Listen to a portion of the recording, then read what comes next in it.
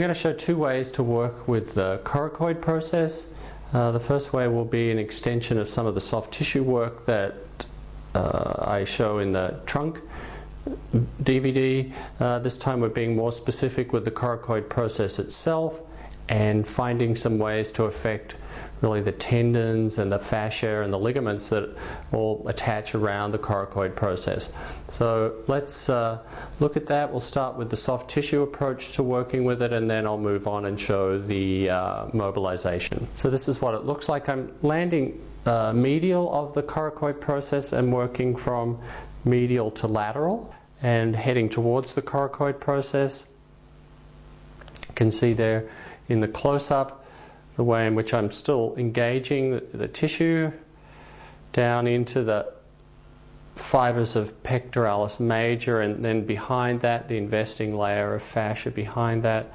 And then when I arrive at the coracoid process, I keep my contact there. I'm not going to be gliding past it, but rather I keep my contact there, and I provide a firm pressure without overpressure. So as always, I don't want to impale my model, but I do want to give enough tension in the tissue so that when she starts to move her arm, it will contribute to an increase in the kind of therapeutic stress in the tissue.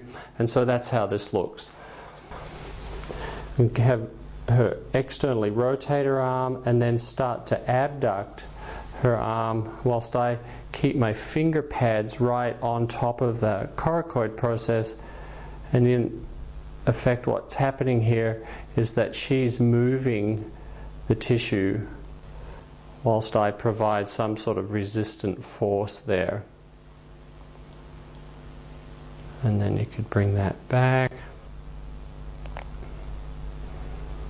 Yeah, so you can see I'm riding along with the coracoid process.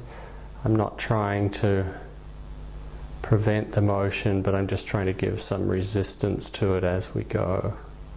So I might ask for that motion 2 to 3 times, and I would expect on each subsequent movement from my model that the tissue would become increasingly pliant, more responsive. And here's how it looks to mobilize the coracoid process. So you'll see I'm taking my thumb and putting it on top of the coracoid process itself, and then just kind of cupping around the head of the humerus there with the rest of my hand. And then I'm bringing the heel of my hand over the top of that. And then I'm able to take, you can see here how I'm able to take quite a bit of slack out of the tissue as I push the coracoid process from anterior to posterior. And rather than let it come back all the way anterior, I hold it down at the end of its range there, and then I pump in that last 10 to 20% of possible motion. So I'm keeping some tension in the ligaments and the fascia all the time. So there's the pumping motion, and I'll do that 20 to 25 times.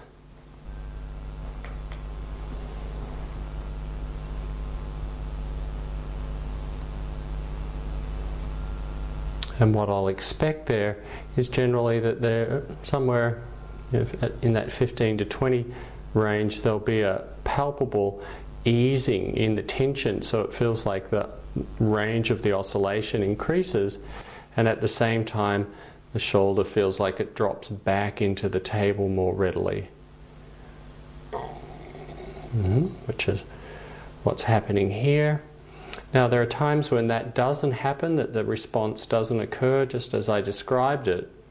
And so in those situations I'll do the same thing. So I'll show you the handhold again, taking my thumb onto the coracoid process, taking my hand over on top of it.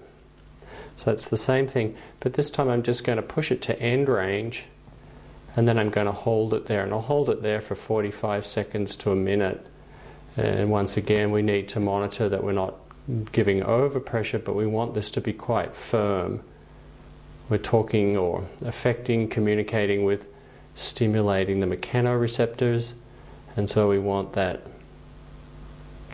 pressure to be quite specific and prolonged so that it increases the possibility that we'll initiate some good neural reflexes that will contribute to a reduction in the tone and the tension there. And so here again I feel my hands sinking towards the table, and this is a sign that the release is proceeding according to plan. I'm using the skeleton to just draw attention to the specificity of the coracoid process. So I'm just taking my thumb now and showing you. I can get it right onto the coracoid, and then the rest of my arm wraps around the shoulder. And I think that's pretty clear what I'm doing there. And then you can see how this hand, in one way or another, I can then really provide, just through the heel of my hand, the mobilizing force, so that there's not very much pressure on this joint here at all. And this is a joint we want to protect. We don't want to get to where we overstretch the ligaments through this joint here. So I'm stable through here, and then the motion in one way or another comes through this other hand. When you're doing this on a real person, you'll notice it doesn't take that much effort to start to really get a significant diminishment of the tensions that develop around the shoulder joint.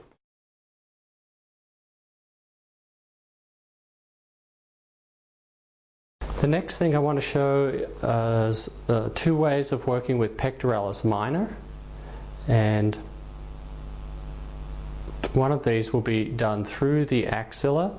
So I'll be landing in the anterior part of the axilla and taking a contact up underneath pec major. The second way will be to come more through the pec major. I'll come around and stand more at the head of the table and work down through the pec major. But I'll start with the work that's done in underneath pec major from the side in through the axilla, and this is how that looks. The first contact will be in the anterior part of the axilla, and I'll be taking my hand from lateral to medial, and I'll be up against the rib. So this is how that looks when this is the first part of the sequence of affecting the pec minor. So I'm just going to take my fingers, land, and go across from lateral to medial, and you can see there that I'm continuing to go medial until I run into the ribs, and now I'm taking the contact towards my model's chin. So I've changed, or added really, a direction which is now up towards the chin.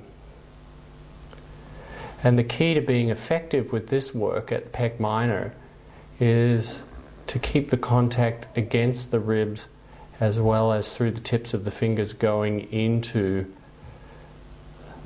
the side of pec minor and the fascia, the investing fascia around that. So we want to be sharing the contact through all those surfaces. Here I'm working with a well-processed body so that I'm able to very easily go fairly far into that area, but with some people who haven't had very much work or no work at all, you won't be able to get in this far, and that is of course okay. You just need to moderate the sort of pressure that you apply, and recognize that it may take several treatments before you're able to make this degree of contact right up underneath pec major. Now, I used to show that release for pec minor with the arm already externally rotated and abducted, but here you see it's internally rotated and actually resting. My model's got a palm of her hand on her pelvis, and this leaves all the tissue nicely so on slack, so that I'm able to really go up fairly deeply and engage that way. And this is a good way to start. I might engage in some movement, and that's what I'll show next. I'll take up the same kind of contact that I just had, but this time I'll be asking for some motion. Here I'll take the contact in back where it was, you can see here, and now I'm having my model externally rotate her arm and start to slide away from her pelvis, taking her arm up over her head if she can. Now again, We just need to work with what's possible here, what's realistic. So we don't want to impale, but it can be quite enjoyable to open out this area of tight pec minor and this axillary fascia. And this is certainly part of our treatment for working with frozen shoulders. Yeah, so here we see quite broad range of motion, easy motion, and once again, just keep in mind that some people won't be able to develop it to this extent. So we just want to work against the barrier, explore the barrier. And come back.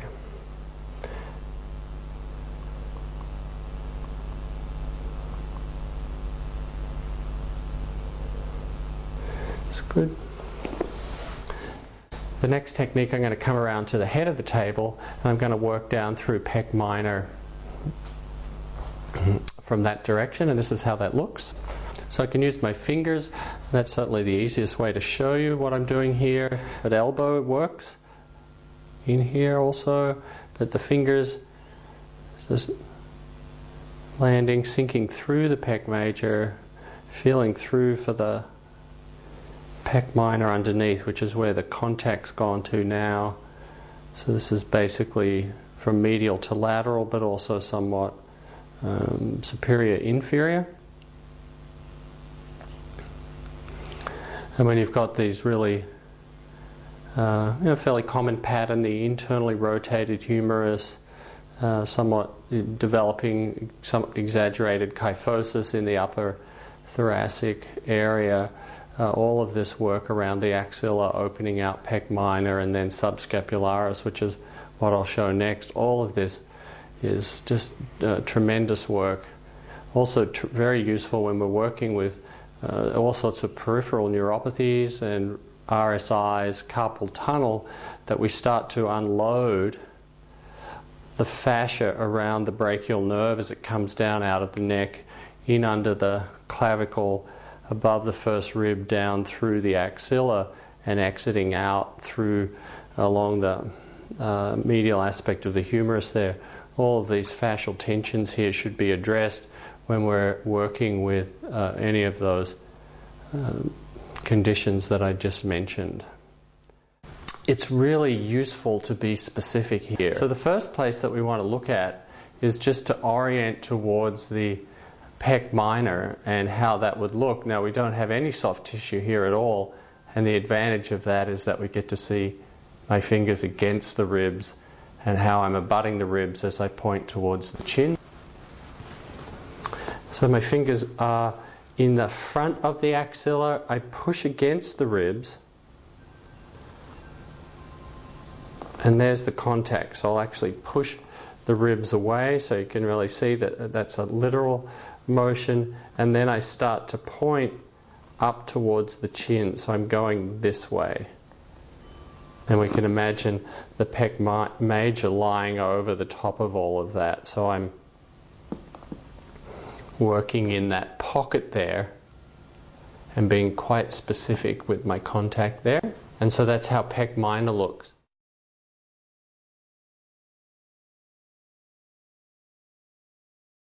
So subscapularis, the tonic muscle of the rotator cuff. So we've got always with tonic muscle, or these slow twitch muscles, this ability to shorten and tighten and become quite fibrosed, and we would see all of those things as undesirable. One of the problems with this overpowering of the tonic muscles is that it tends to just change the alignment of the joint slightly, so the way that the humerus sits in the fossa of the scapula, it just, as we get this increased tension in one muscle, it just alters that balance slightly, and then that starts to throw off the proprioceptive inputs that are going into the nervous system, and so we start to get some disorganization of motion, stability around the shoulder joint, and these can leave the shoulder vulnerable to injury or create wear that maybe we don't see that as a problem initially, but over time we wind up with some more serious sorts of chronic problems around the shoulder, and all of those can arise from,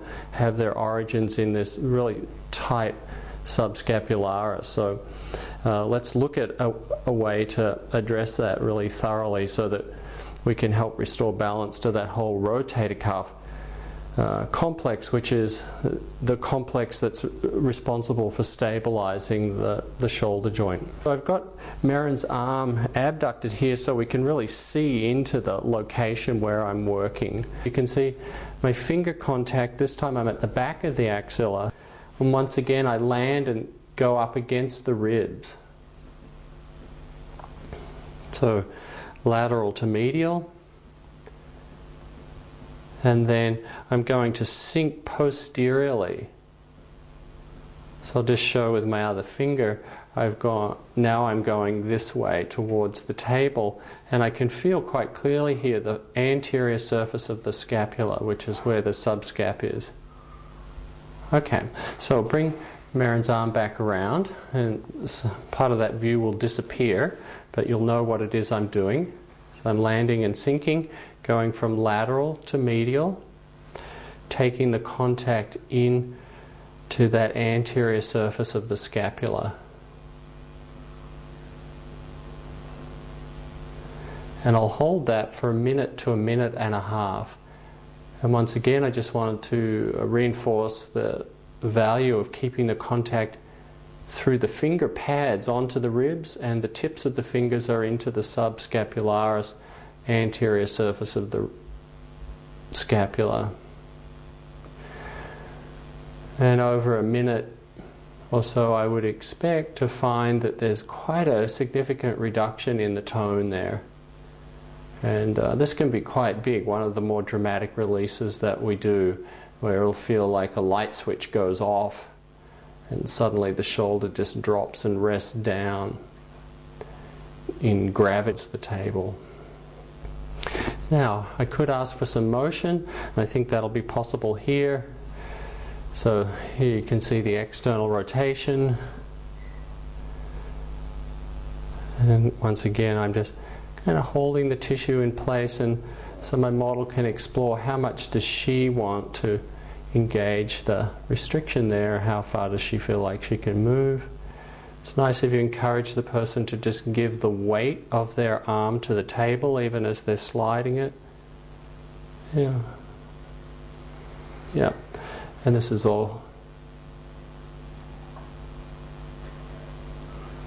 very, very useful when we're working with frozen shoulder.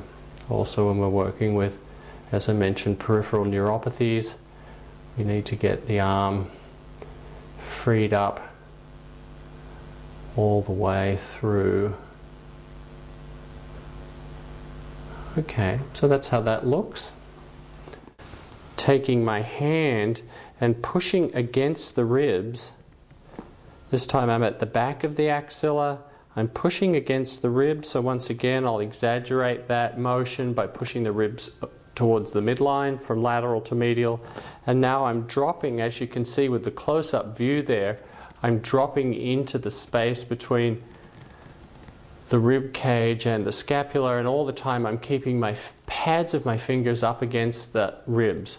And that's not just a gliding motion, but there's pressure associated with that. I want to feel that I'm engaging the ribs, contacting the periosteum, as well as the tips of my fingers pointing in on the scapula towards subscapularis, that tonic muscle of the rotator cuff.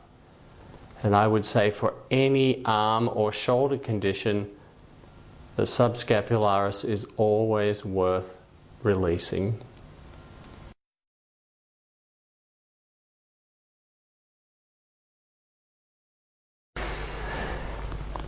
The next thing I want to show is how to work with the latissimus. It's a very strong medial rotator of the arm, and it needs to be addressed when we're trying, once again, to do useful therapy where there's that medial rotation of the humerus, the kyphosis, the scapula tend to migrate laterally or wing out across the rib cage. And so latissimus and the teres major both can be involved in that pattern, and particularly the latissimus. I'm going to show a way to work with this in this supine position, and this is how it looks. I will have my model externally rotate and slide her arm up. The contact that I'm making here is just anterior of the latissimus. So my fingers are just really up on the rib cage, and I'm working from anterior to posterior. So I'm basically working down towards the table with quite slow movement, as you can see. And just as I can feel the inferior angle just here. So that's just above my fingertips. So I'm not directly on it, but I can feel it. And then this time I do have Marin's arm already externally rotated and abducted, as you can see. And then I'm going to ask her to increase that motion, and I'm really going to hang on here at this inferior angle.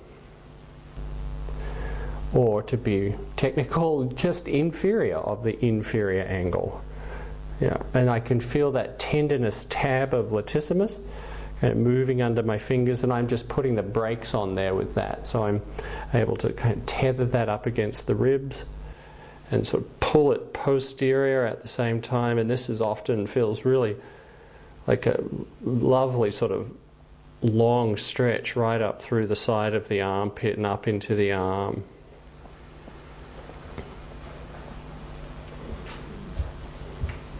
And go through this 2 or 3 times. I need to kind of reconnect or reload my contact. This time I'll do it just slightly through the strap of the bra here, just so you can see where the fingers are going in a bit more detail. So I'm just holding the tissue just inferior of the inferior angle, and I'll have, once again, Marin slide her arm up while I hold this tissue. Yeah. She can give the weight of the arm to the table. A little tricky. I think it's getting a bit sticky. But still a sense of sliding the arm across the table is very nice. Yeah, and the hand reaching, sort of a sense of lengthening and opening. And coming back.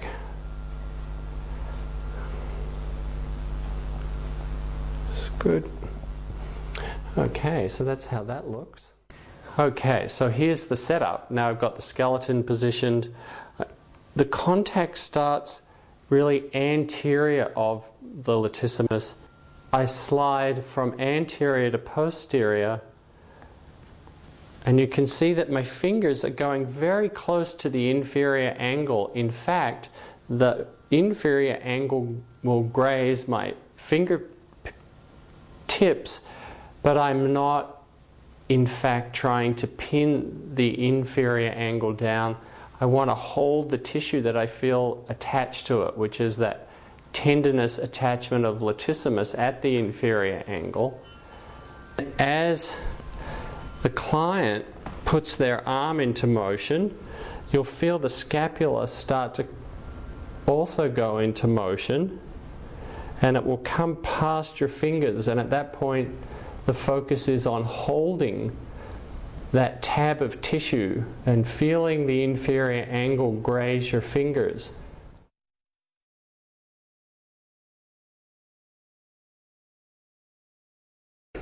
Let's look at a couple of ways to work with the triceps. Work right at the scapula so that tendinous insertion around the scapula will be my first point of contact, and this is how that looks. Just be using the pad tip of my finger area and just feeling until I can isolate that tendon blending into the periosteum there. And I'm going to basically anchor this point. And then I'll have my model, she can just start to let her arm drop back a little bit further, and as she goes, she's going to start to feel the increase in the tension through the triceps. And again, this is one of those self-regulating positions where your client will be able to just move as far as they can without overpressure or causing too much noxious sensation. And what we'd expect to be able to contribute to here is that where the arm really will not lay very flat on the table in this position, that after we've done some work around the triceps and some of the other shoulder joint work that I've been showing, we'd start to see the arm really can flop out a lot more easily. For some people this is already too much stress, so we bring the arm a little bit more to here, and I would load in on the same spot, and then they might only move 5-10 degrees before they start to feel like they've really engaged some restriction there. So as always, we just want to be sure that we don't overpressure them, and this will feel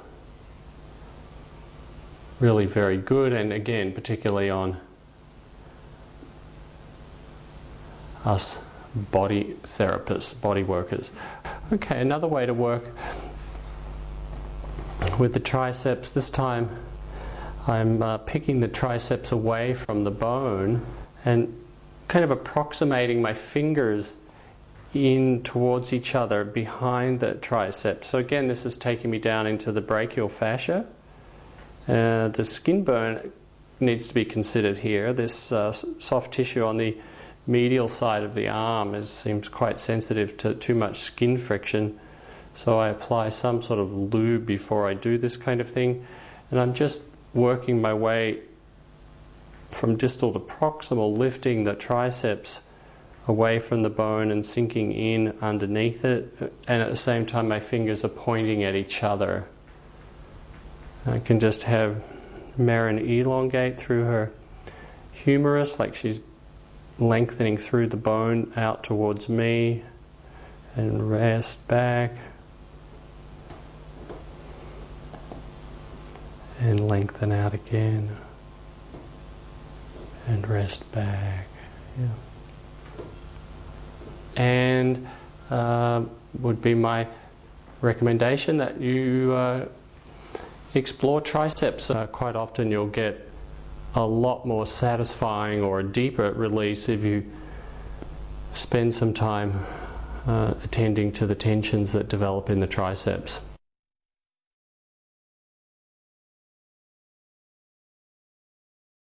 Next, I want to look really right around the shoulder, the area of the shoulder joint itself. I want to show a way to, basically it's working certainly with the deltoids, but the ligaments as well right around the shoulder joint, and I want to show a way to encourage the external rotation through the whole arm with a focus right into the shoulder joint. Quite often when we ask people for that motion, one of the first things I'll do is supinate their arm, which is all very nice, but it's actually not really getting the motion to come through the shoulder joint. So we want to really get the person to start to twist the shoulder joint, and also have a sense of supination, of course, but really start to feel into the shoulder joint itself. I can do that with my soft fist here, so I'm landing onto the area of the shoulder itself, and you can see with the close-up there the way in which I'm giving enough weight there that I'm depressing the arm down into the table quite a bit. Maybe even a little bit of blanching in my knuckles, you can see that. And then I'll just ask Marin to start to externally rotate. Yep. Good. Good, and I'm just dragging all this tissue out as she comes around. And yeah, that's good. Just stay with the external rotation rather than the abduction. And even with that, just ask getting her to straighten her arm out a little bit and see if she can twist it even a little bit more. Right into the joint. Yeah. And come back, and as she comes back, I'll hold the tissue. You can see there.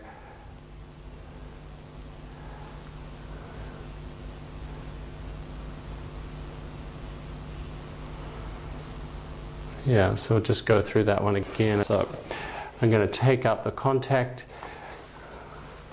with the soft fist around the joint itself. I'll have now ask for my model to externally rotate. I'm following the tissue round as she goes.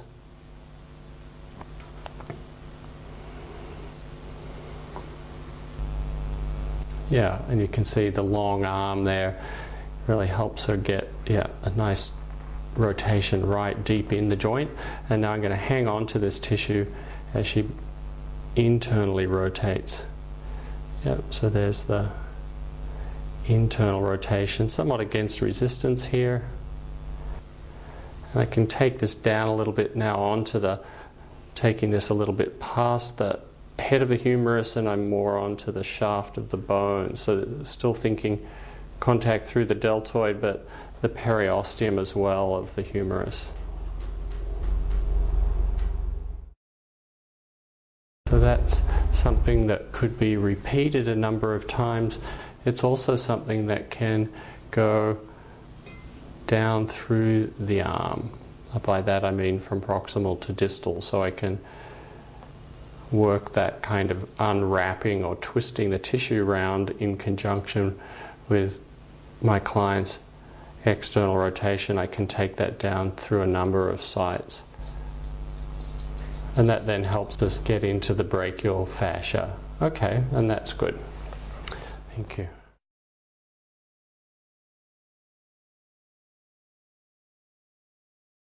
Okay, good. So let's look at the brachial fascia in more detail, and I'll show two ways to work with it. And the first one is more of a static hold, where I'm using my hand and I'll just be clasping in a fairly soft way the space that I can make in between the biceps and the triceps. So this is how that looks. I'll just take my finger pads in here, and obviously I'm quite close to the brachial nerve and the whole neurovascular bundle really, and the first thing I can tell is that I've landed right on top of it. So I want to just feel around until I make sure that I'm not jamming down onto the neurovascular bundle, and this time I'm just next to it. And then my thumb comes around behind, and I'm hanging on then through my thumb and my fingers. And then I'm just asking my model to start to move her arm up towards her head, and I'm just going to follow along with that. And I can feel now there's some tension starting to develop underneath my fingers, and I'm just helping exaggerate that tension by pulling away from her shoulder joint. So I'll just have you come back again, Maren. Yep, I'm just going to adjust this camera. That's good. Okay, so I'm going to just grasp the arm and make sure that I'm avoiding the brachial plexus, the whole neurovascular bundle there, and I can feel the pulse, but I'm not on top of it. I'm going to just lightly squeeze from behind, and then I'm just going to have Maren slide her arm up the table whilst I hang on, and I'm going to follow along with that. I can feel a line of tension develop in the tissue, and I just hang on and help develop that tension by sliding my fingers from proximal to distal. So I'm sliding down. I can feel the periosteum there, and I'm in that intramuscular scepter or septum. If I can feel the periosteum, it means I'm in the fascia there. And bring your arm back. So that's one way to work with that. Another way to work with it, I'll just roll Maren's arm over this way. So that was the first way to work with the brachial fascia. And here's another. So this is taking, this time my contact's outside or lateral of the biceps, and I'm deliberately getting a hold of the tissue, taking up the tension, and deliberately feeling for the periosteum of the humerus there. And that again gets me in that quite distinct band of intermuscular fascia through here. And I can explore that right up the side of the humerus towards the deltoids.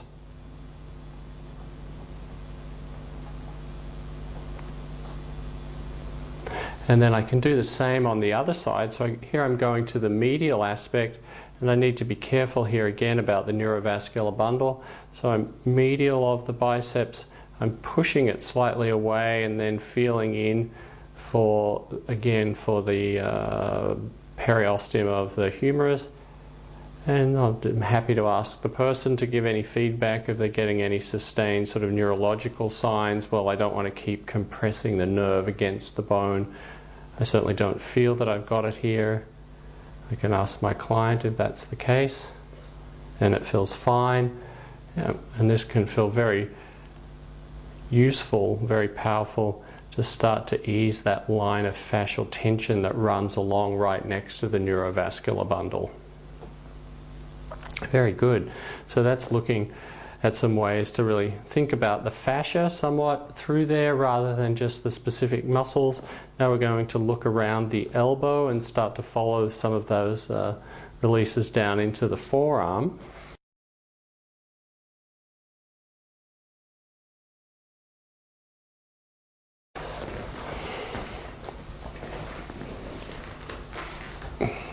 So this time I'm working with biceps, following it across the elbow, and you can see I've started above the elbow and I'm landing, sinking, taking up a tension into the tendon, the myotendinous area here at the distal portion of the muscle, and I'm following this across in towards where the biceps attaches into the radius.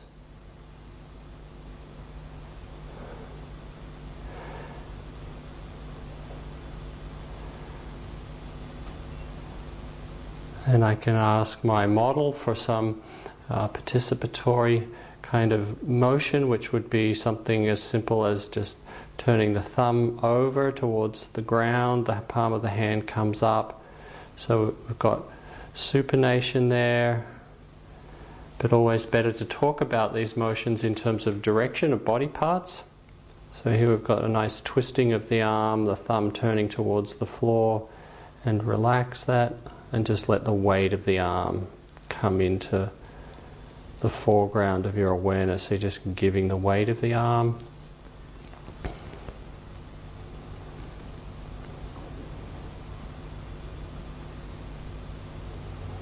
So working through that same region again, you can see that I can just, I think with a close-up there, you can see how I'm able to actually just slightly vary the twist and direction. So I'm taking up in some ways some multiple lines of tension through the fascia.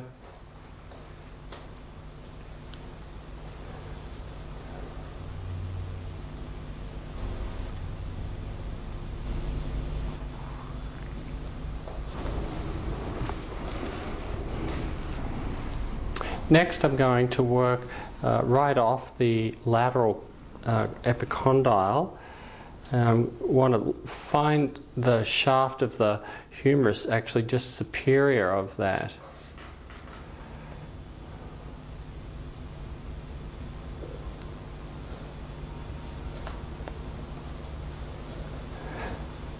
And then I'll just have Marin again externally rotate her arm, and this time I can feel the radius as it's rotating, so I'm using my fingers here to follow that motion of the rotating radius on the ulna.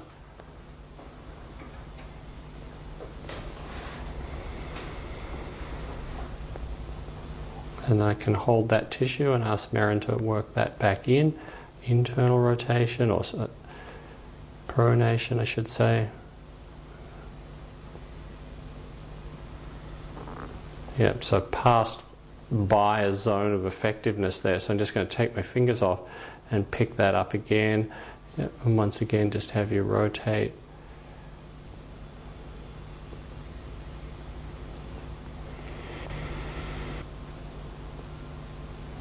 Good. Okay, very good.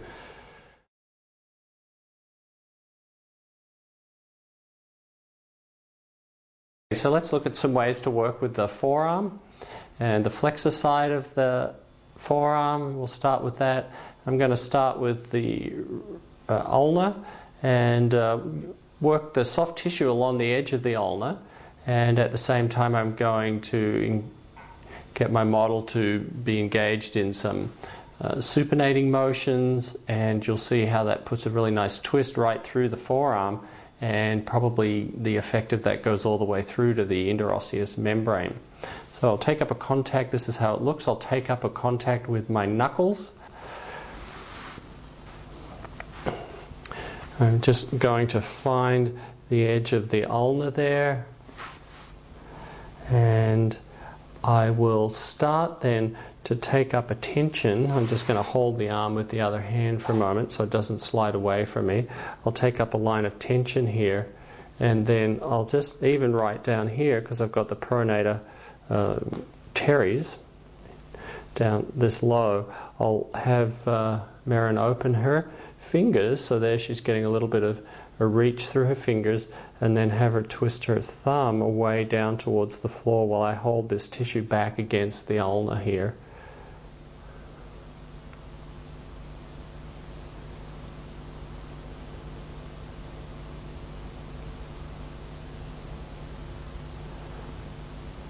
And then I'll take this other hand away so you can see the motion there really well.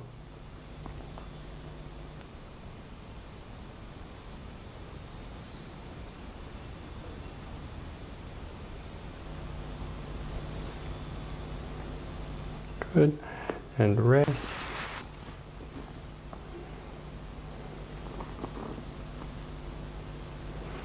This time I'm doing it with my fingers. Same action, I'm just feeling through for the ulna.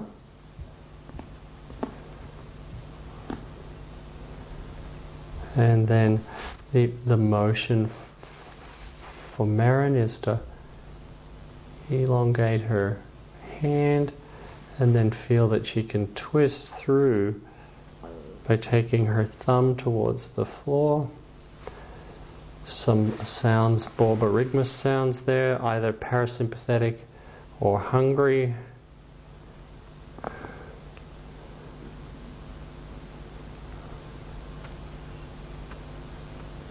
And many people who spend their day keyboarding, mousing, of course the hand's turned over in pronation all the time, and so all of this sort of supination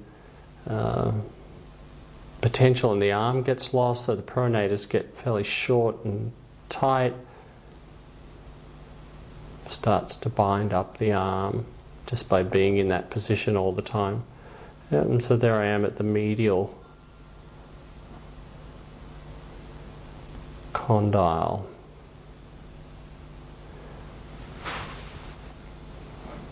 Okay, and rest, yep.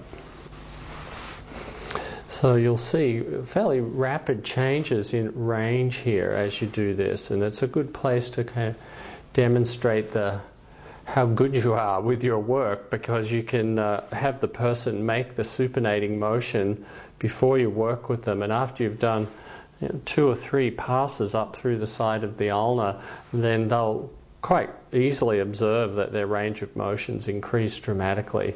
And it feels good when the pressure goes off, and it certainly helps reinforce the usefulness of what you're doing when they get that very obvious change in the range of motion. So that's one way we can work with just sort of broadly periosteum and fascia, interosseous membrane. I'm going to bring the work this time from proximal to distal and engage more the sort of fleshy part of the flexors, and this is how that looks. This time I've come back up to the elbow. I'm just going to have my model turn her arm over so that it'd be supinating. Just sort of open out the flexor compartment. And yeah, that's great. And then just let the arm sort of flop into rest, repose there. And then a nice way to encourage the reception of what it is we're doing is to just explore some words that will, language that will give a heightened sense of exploring the sensation. And one way is simply to just perhaps encourage the feeling that you can just allow the pressure to go into the next layer. It's receiving the pressure of my fingers at the next layer.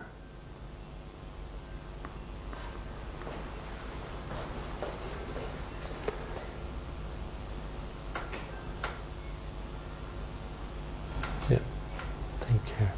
And then following that out along through the whole area of the forearm, And with all of this sort of work, we'll discover that there can be a general broad tension through the fascia, with a sense of a lot of fluid back pressure, that there's stasis in the fluid. It feels like the whole arm is under pressure, which it is, and so this broad work can help relieve that general fascial tension and help with the fluid circulation. But even as we're doing that, we'll also discover that at times we'll find specific bands or seams of tension, and there's one just here, so I can drop in and just work that specific seam.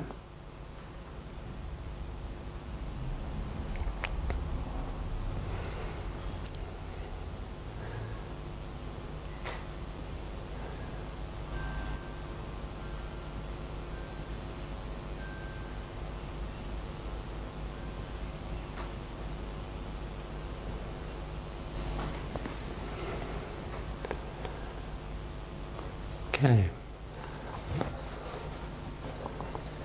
So here I'm working the distal points of the radius and the ulna, and taking up a contact with the flexor retinaculum, or retinaculi. There's two through here.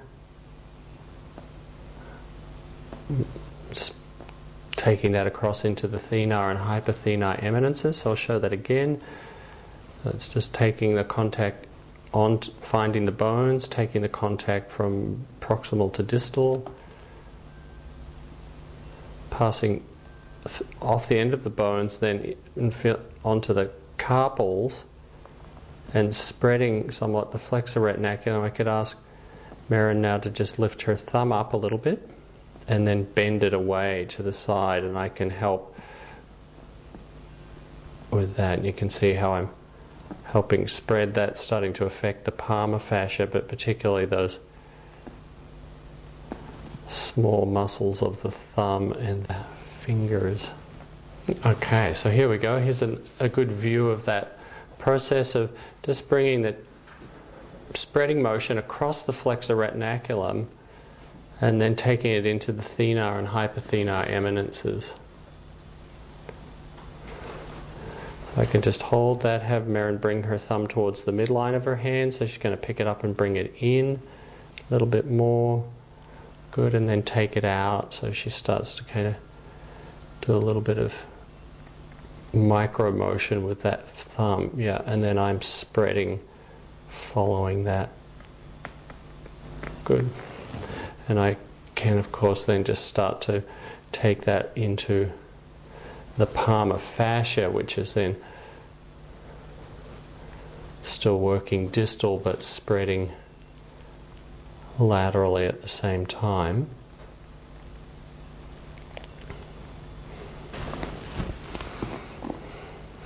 So that's one way to work with the palmar fascia.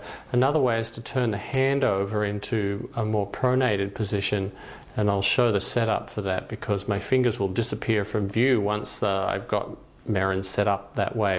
I've got Maren's arm twisted around a fairway, so you can see my fingers are back in roughly the same position that they were when I was working with her arm more supinated. And this time I've got my fingers in position as a prelude. Then I'm going to turn her hand back over, and I'm just going to then use the weight of my own hand above that and squash down basically onto my fingertips. So it's a sort of a squeezing motion. I'm spreading again the thenar, hypothenar eminences. I can also just do radial ulnar deviation at the wrist, a little bit of flexion extension whilst I'm putting that line of tension through the tissue from proximal to distal. So there's flexion, extension, ulnar, radial deviation, and almost like a composite motion, a more sort of circumducting motion as well. Just move my hands down along. I'm still working in that same spreading manner, but it's quite effortless for me. I'm just using the weight of my arms and this time spreading through the metacarpals.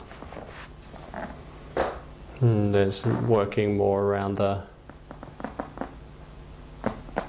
palmar fascia again, and also spreading into the MP joints. And this can occupy 5, 6, 7 minutes worth of work if you're working with somebody who's got the kinds of restrictions that I'm seeing in my practice all the time as a result of all the work done on computers.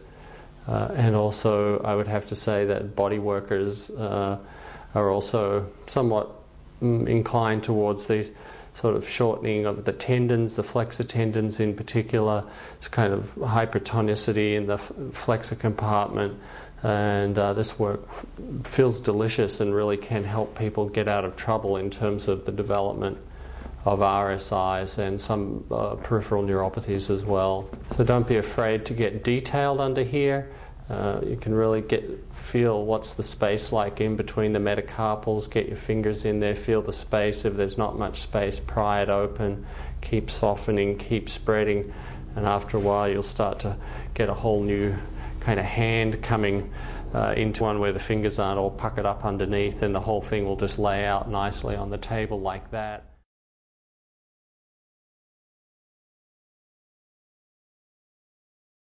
Working with the extensor compartment, I recommend that you begin actually above the elbow joint. So we're finding again the humerus and the periosteum, finding the bone, landing and sinking. Again, just taking up the tension in the tissue and working across, and we can feel the bone there, the condyle, but also can start to pick up the fibers of that common extensor tendon there.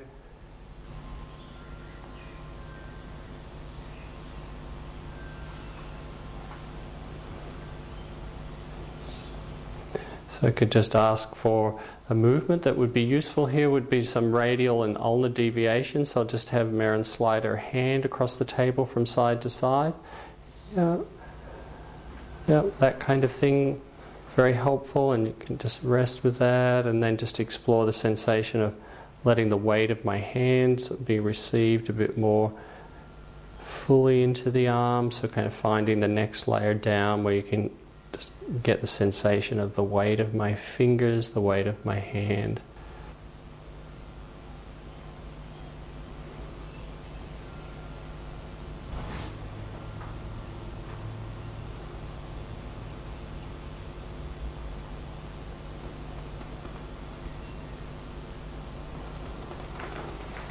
Okay, at the wrist we can become a little bit more detailed, and this is what I'll be showing next. And the way we're going to do that is just to very deliberately contact the styloid processes, and the contact's going to be quite slow, very slow, quite a bit of firm pressure, and you'll see that I'm going to wait longer than I might when I'm just engaging the soft tissue. I'm going to keep the contact there for quite a while, and then I will eventually move across the carpal and into the metacarpals.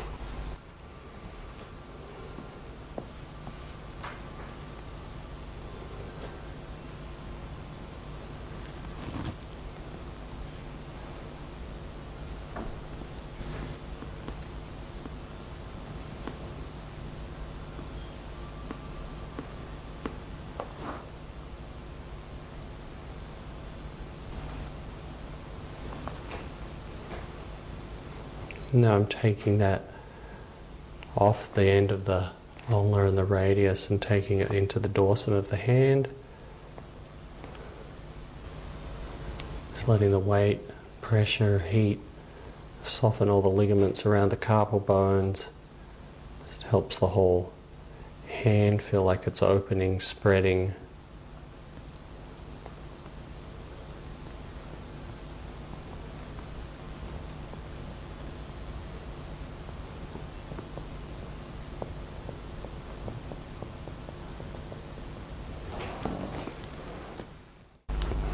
With the extensor aspect of the arm, we can also explore the bony margins of that area. So the initial work I showed was for the generally starting at the common extensor tendon and then working distally and getting mostly involved with the myofascia. We can also just bring the contact right along the edges of the bone, so that would be exploring the edge of the ulna. And of course we can pick up the same sort of project with the radius.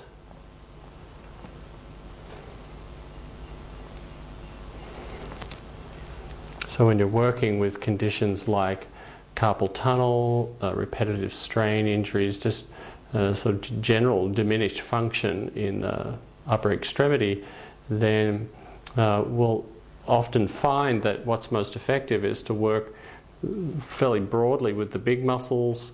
I'd always put, for instance, subscapularis on the list of muscles that need to be addressed, and then progressively working our way from broad down to exploring more these kind of more local areas where we might find a pile up of tissue along certain areas of a bone, a certain kind of stiffness in the tissue in relationship to the periosteum in some areas, but not in all of them. So we need in some ways to get a little bit curious about what we encounter, let our fingers feel around until we've, okay, so here's a band of a fibrous band, and address that. And this sense of working, sort of peeling open the orange or the onion, sort of going from the broad surface structures more down into the intrinsics or the deeper structures, is a useful strategy. And thinking even that the deepest, sort of most intrinsic or internal structure is the interosseous membrane, so that those twisting motions that we're getting into the arm as we're doing this work very useful for engaging, moving, in some ways re-engaging motion right through that radius ulna complex.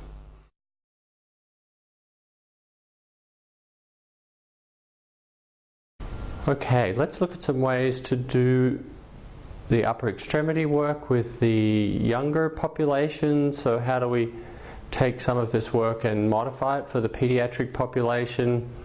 First thing I'll show is a variation on the theme for the subscapularis, and that's what we're looking at here first.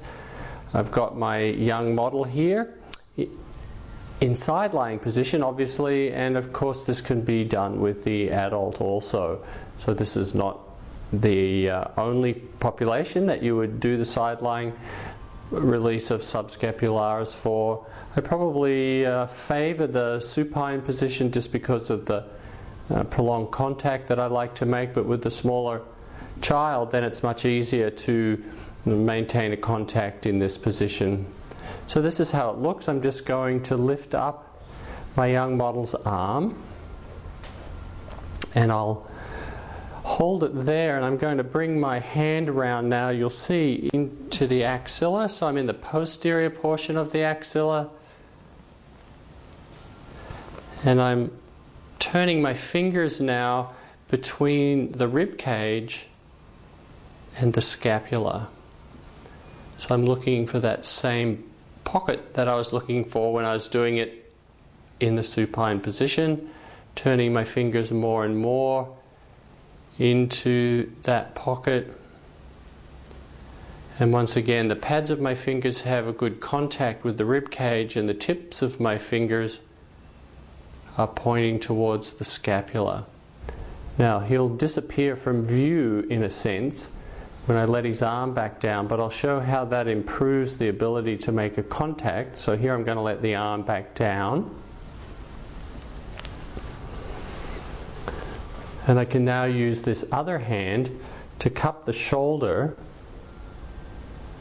and just add to some sense of squeezing my fingers a little further up under there.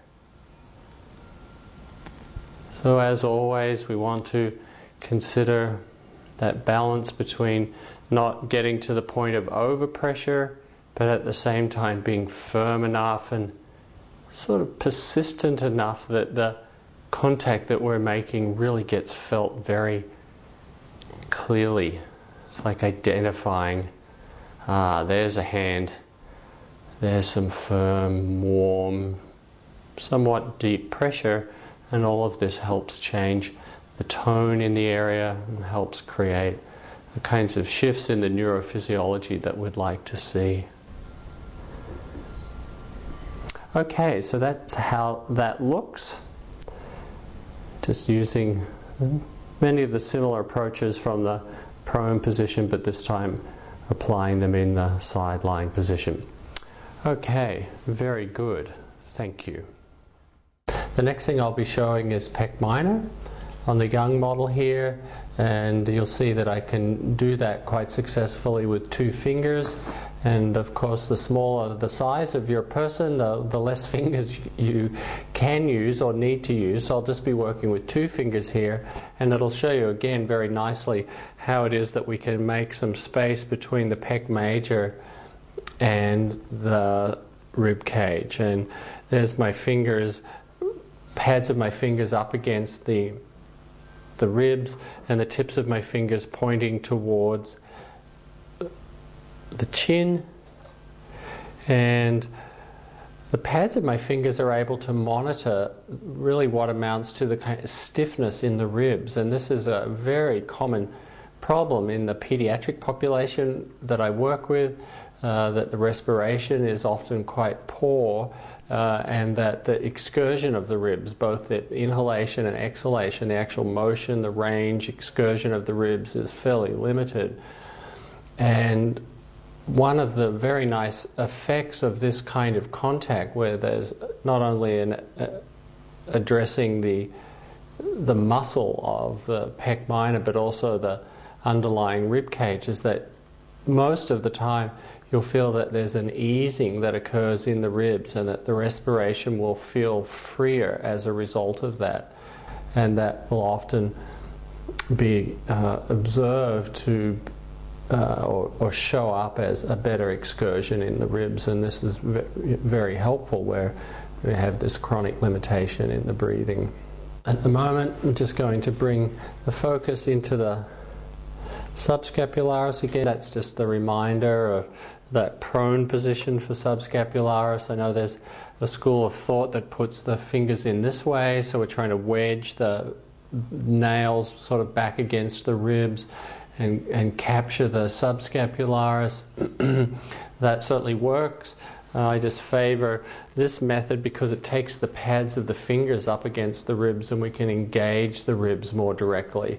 This way we can't do so much with the nails when they're pushed back against the rib cage.